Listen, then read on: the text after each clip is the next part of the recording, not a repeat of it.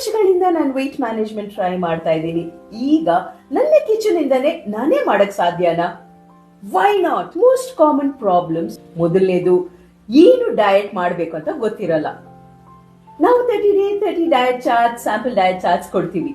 ಎರಡನೇದು, ಜಿಮ್ಗೆ ಹೋಗ್ಬೇಕು ಅಥವಾ ಹೊರಗಡೆ ಹೋಗಿ ವರ್ಕೌಟ್ ಮಾಡಕ್ ಟೈಮ್ ಇಲ್ಲ.